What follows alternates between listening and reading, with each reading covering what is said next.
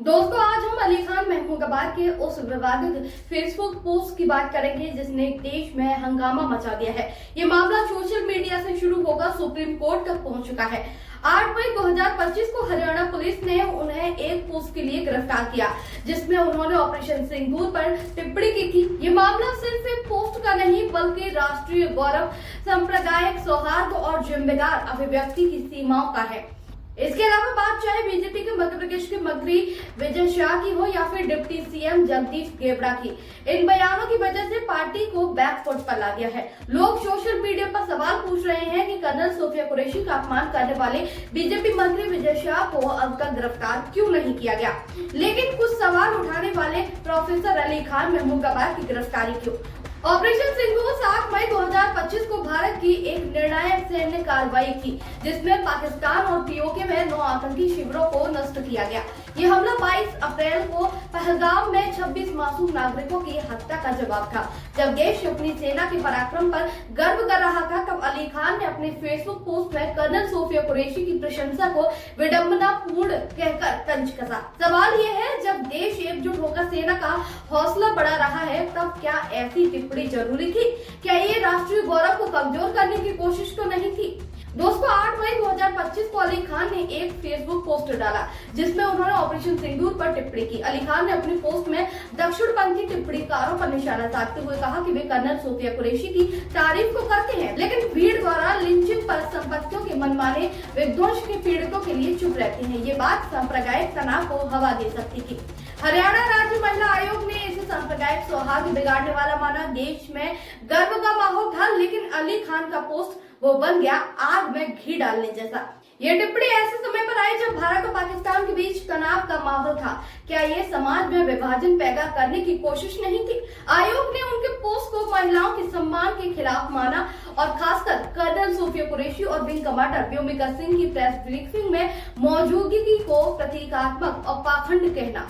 ये टिप्पणी न सिर्फ सेना की 2 वरिष्ठ महिला अधिकारियों की उपलब्धि को कम करती है बल्कि उनकी मेहनत और देशभक्ति पर सवाल भी उठाती है। क्या एक प्रोफेसर को ऐसी भाषा का इस्तेमाल करना शोभा देता है?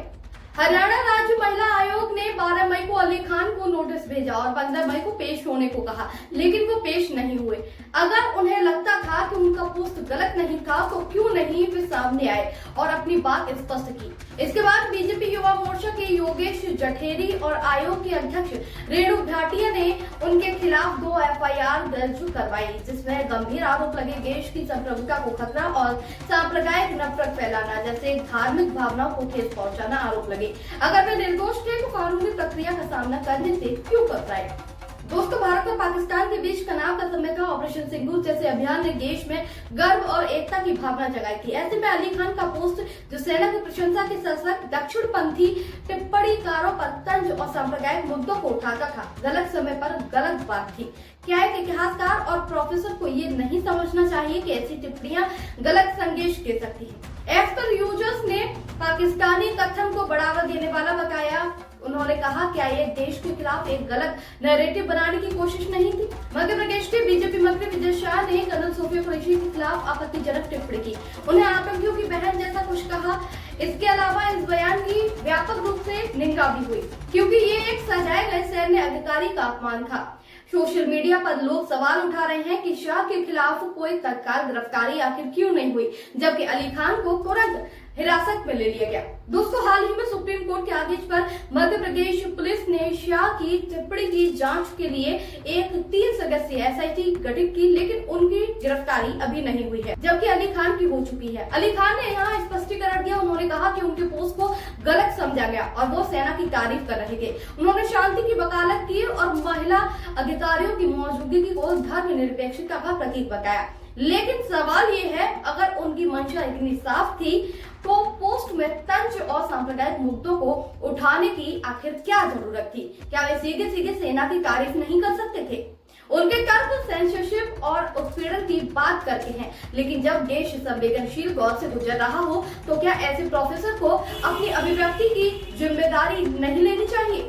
अली खान ने सुप्रीम कोर्ट का दरवाजा खटखटाया है और 19 मई 2025 को वरिष्ठ वकील कपिल सिब्बल ने उनकी याचिका को मुख्य न्यायाधीश BR गवाही के सामने पेश किया। कोर्ट ने कहा ठीक है 20 या 21 मई को सुनवाई करेंगे।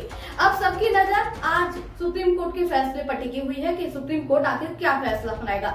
दोस्तों, अली खान लखनऊ के मशहूर महमूदाबाद शाही परिवार से हैं। उनके दादा मोहम्मद आमिर अहमद खान विभाजन के पहले मुस्लिम लीग के बड़े वित्त पोषक थे। अली खान के पिता कांग्रेस के 2 बार विधायक रहे हैं। अली खान ने कैम्ब्रिज विश्वविद्यालय से इतिहास में पीएचडी की।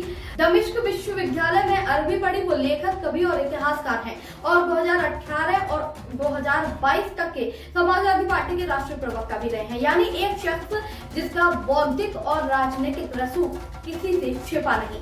इसको लेकर अशोका यूनिवर्सिटी ने कहा है ये महमूदाबाद के निजी विचार हैं, हमारा इससे कोई लेना देना नहीं है। पुलिस जांच में सहयोग करेंगे। इसके अलावा 1200 से ज्यादा लोगों ने खुला पत्र लिखकर उनकी गिरफ्तारी को अभिव्यक्ति की स्वतंत्रता पर हमला बताया है। तो वहीं कांग्रेस ने कहा कि ये दोहरा मापदंड है। बीजेपी मंत्रियों ने सेना पर टिप्पणी की, कोई कार्रवाई नहीं हुई, लेकिन महमूदाबाद को उनके नाम और विचारों के लिए निशाना बनाया गया। सुभाषिनी अली ने कहा कि ये गिरफ्तारी हैरान करने वाली है। तो वहीं एक्स पर लोगों का कहना है कि महमूदाबाद का पोस्ट भारत और पाकिस्तान तनाव के समय सांप्रदायिक विभाजन पैदा करने की कोशिश की। दोस्तों, सोशल मीडिया पर लोग चीख कर पूछ रहे हैं कि जब एक प्रोफेसर की पोस्ट से देश की संप्रभुता को खतरा हो सकता है तो एक मंत्री का सैन्य अधिकारी का अपमान क्यों बर्दाश्त किया जा रहा है। अली खान महमूदाबाद का यह पोस्ट देश के गर्व और एकता के समय में एक अनावश्यक तंज था, जब सेना आतंकियों को सबक सिखा रही थी, कब सांप्रदायिक मुद्दों को उठाना और महिला अधिकारियों की उपलब्धियों को प्रतीकात्मक कहना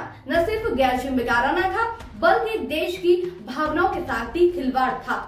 लेकिन अली खान की गिरफ्तारी फटाफट, लेकिन विजय शाह के खिलाफ सिर्फ एसआईटी गठन हुई। ये दोहरा मापदंड क्यों? अभिव्यक्ति की आजादी का हवाला देना ठीक है, लेकिन क्या एक प्रोफेसर को देश के संवेदनशील मामलों और उस माहौल को ख्याल में नहीं रखना चाहिए? सुप्रीम कोर्ट का फैसला चाहे जो भी हो, ये मामला हमें सिखाता है कि बोलने की आजादी के साथ जिम्मेदारी भी आनी चाहिए। ठीक है, लेकिन सवाल वाजिब है, कानून सबके लिए बराबर आखिर क्यों नहीं? क्या ये सिर्फ नाम का फर्क है या फिर सत्ता की ताकत का खेल? सुप्रीम कोर्ट का फैसला इस तूफान को शांत करेगा या फिर और हवा देगा, ये तो वक्त ही बताएगा।